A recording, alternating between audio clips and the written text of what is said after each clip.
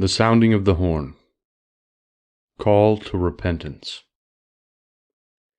If you can believe this account, the destruction of New York is inevitable. It does not mean, though, that the people of the land will necessarily suffer, but that the sovereignty with which it rules will be removed. This sovereignty carries so much more cultural significance than it does military prowess, as culture controls the people more than anything else. One might say that we ourselves are nothing more than a culture, and what makes us a people is the character and quality of that culture. And we can see this in that a woman rules the kingdom of men rather than a man. Cited. And he called out with a mighty voice, "Fallen, fallen is Babylon the Great. She has become a dwelling place for demons, a haunt for every unclean spirit, a haunt for every unclean bird, a haunt for every unclean and detestable beast. For all nations have drunk the wine of the passion of her sexual immorality, and the kings of the earth have committed immorality with her, and the merchants of the earth have grown rich from the power of her luxurious living." It is this wine of the passion of her sexual immorality which controls us. Sex sells. And as we have learned, God is most concerned with our economy and how we orchestrate our dealings with one another, as it is the place where we commit justice or injustice. There is something common about all Babylons in their culture. Cited.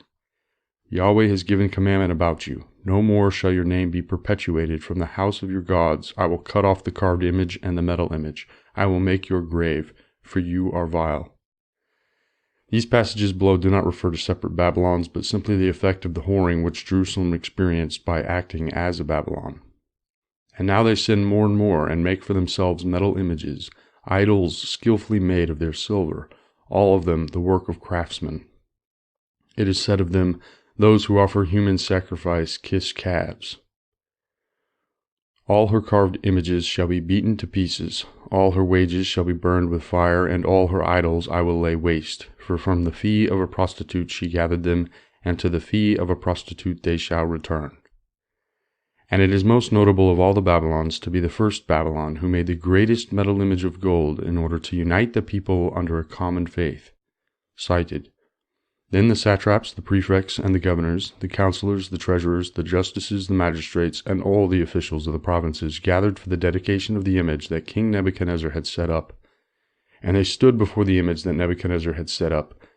And the herald proclaimed aloud, "You are commanded, O peoples, nations, and languages, that when you hear the sound of the horn, pipe, lyre, trigon, harp, bagpipe, and every kind of music, you are to fall down and worship the golden image that King Nebuchadnezzar has set up.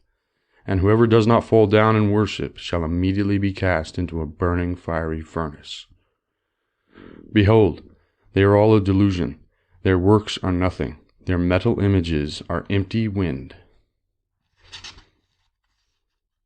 They are turned back and utterly put to shame who trust in carved idols, who say to metal images, 'You are our gods.'" Now, metal images is key. With what metal images do we unite the people today? What great source of idolatry exists in our day? We do not worship gods or make sacrifices. What metal images then do we have? With the discovery of the photoelectric effect, we have come to understand how to use it. That light may shine out from metal when it is excited energetically has brought about the computer age. These computers we worship every day and give unceasing attention to the vast amount of images which are displayed. Cited. We spend a lot of time staring at screens. Some estimates suggest that the average American is glued to some kind of screen, television, mobile devices, PCs, etc. for upwards of 400 minutes per day, which translates to roughly 40% of our waking hours. The computer age ushers in such a strong wine of sexual immorality that the entire earth has succumbed to it.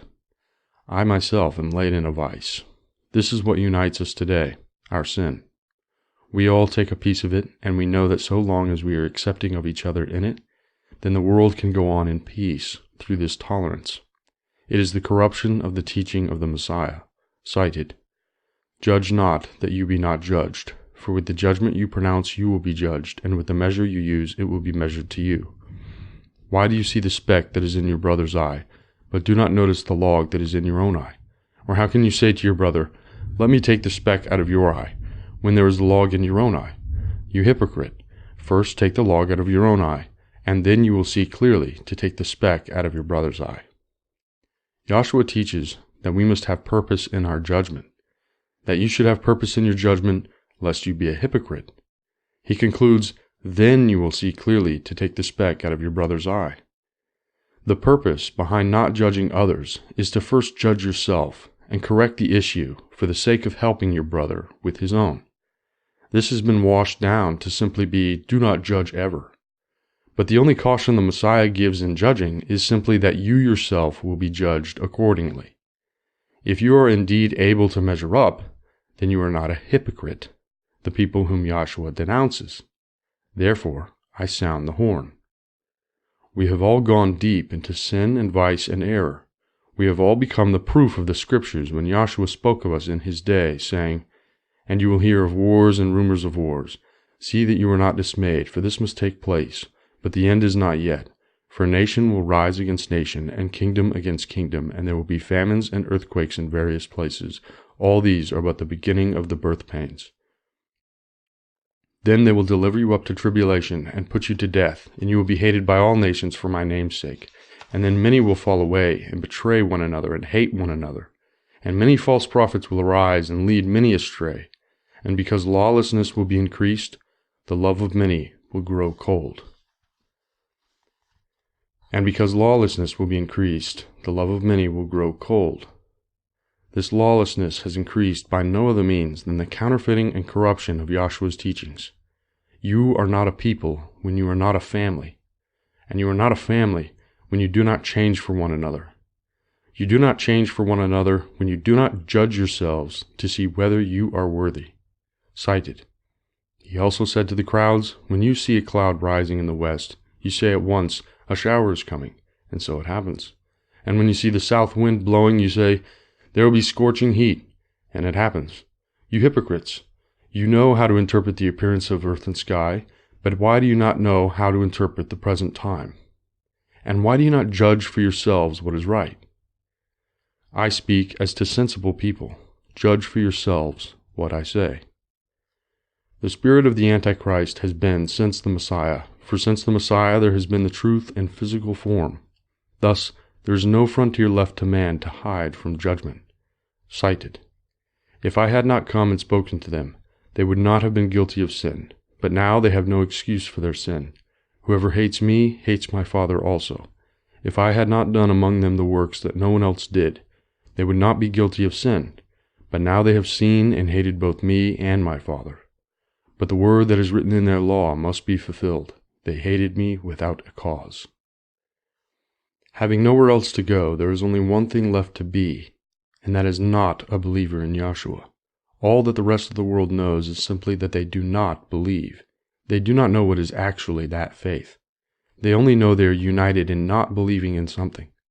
Well then, depending on what this something means, that will determine what they do not in fact believe. And it would be all the teachings of Joshua.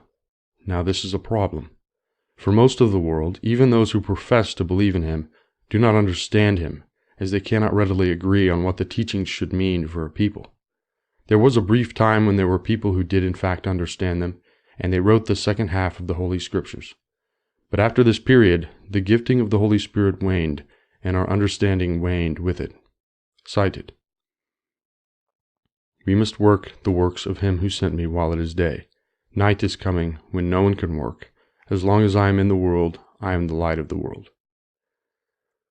Thus the Messiah shows that this ministry is waning into the night, and that he is the bright sun for which we hope in the morning. We must keep our lamps burning in this darkness, as it says.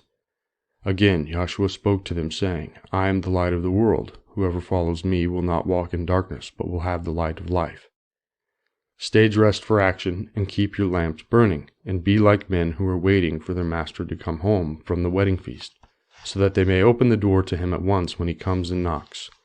Blessed are those servants whom the master finds awake when he comes. Truly I say to you, he will dress himself for service, and have them recline at table, and he will come and serve them.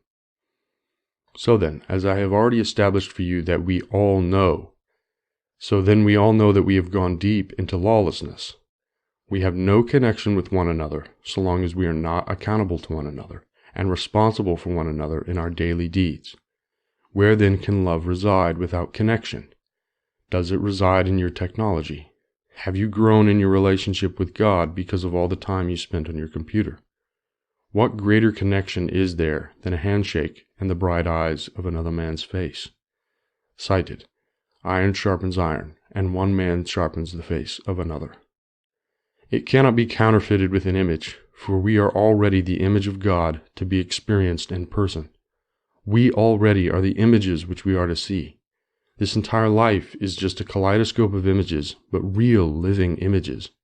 Your fantasies and defiled imaginations come out of the overflow of your purposeless and not believing souls. Anti-team players are you all. In the lusts of not only self-gratification, but instant at that, you cannot cease. Therefore, listen to my reproof. The circle of boredom that is forever on. Why don't we stop and look around? We go from one to the next, to the same, to the rest, without ever being full. There is no end to the madness, no break to say thanks. Gloom and dim are our lives, though everything we have is in sight. Happiness will never be achieved this way. Never will there be a lasting smile. Though there is one way to get it, one way that will have you shout for joy. This one way is a mystery to many. This one way is rejected by most, but is the glory of Yahweh, for which you search circles upon circles, and the peace which makes for all understanding. Cease your incessance towards money. Stop. It is idolatry. Live life on the earth. If you wish to leave the earth, then you are not listening to your forefathers. Nothing is a greater stranger to my breast, or a sin that my soul more abhors, than that black and detestable one, ingratitude. George Washington, a letter to Governor Dinwiddie in the 29th of May, 1754. We have failed as gardeners in this age, for we have destroyed this earth and have not beautified it. All the increase of past generations has been thrown down in the dust. Cited. But from our youth the shameful thing has devoured all for which our fathers labored, their flocks and their herds, their sons and their daughters. Let us lie down in our shame, and let our dishonor cover us. For we have sinned against Yahweh our God, we and our fathers, from our youth even to this day, and we have not obeyed the voice of Yahweh our God. All of our great discontent has charged us with animosity to our painful toil under this good yellow sun which gives life to all that are under it. The perspective you take is crude, boorish, and without civility towards the sanctity of all that grows. Worse than animals, you whore with nothing, and no one but the trash of your own minds. How more pathetic and uncivil have we become in this modern age? We think that with our great advances we can trust to our status as being modern, and progressive, and refined. But as pride comes before a fall, so we have fallen from these pious ideals to become cretins and eels wriggling with the slime of our own detestation. Do you think God sees good grooming? Do you think he sees what you see in your comparisons of one another? I have testified to the truth that he will destroy this nation, for we have not aided the poor and needy, and we have been haughty like Sodom. We have not listened to correction or reproof, but have gone into laziness and self-gratification like Israel. We are turning to violence more every day because it is what lies within us and we cannot deny ourselves. And this is because the Messiah commanded us to deny ourselves, but we do not believe that, so then we must not deny ourselves. Cited, and he said to all, if anyone would come after me, let him deny himself and take up his cross daily and follow me. But this practice is necessary in life in general. We must do this to judge ourselves in order to make one another better. If we do not change, then we are not improving, and if we do not improve, then we grow hungrier by the day, and this is not only physical. This hunger is spiritual, and drives us to such desperate measures so as to make war, not peace. Cited. Woe to you sinners, for your riches make you appear like the just, but your hearts prove to you that you are sinners, and this word will be a testimony against you as a remembrance of wicked deeds. Woe to you who devour the marrow of the wheat, and drink the power of the root of the fountain, and trod down the lowly by your power. Woe to you who drink water at all times, for you will be repaid suddenly, and will dry up and wither, because you have left the fountain of life. Woe to you who practice injustice and destruction and reviling. There will be a remembrance against you for evil. Woe to you, powerful, who throw down with power the just ones, for the day of your destruction will come. In those days, many and good days will come to the just on the day of your judgment.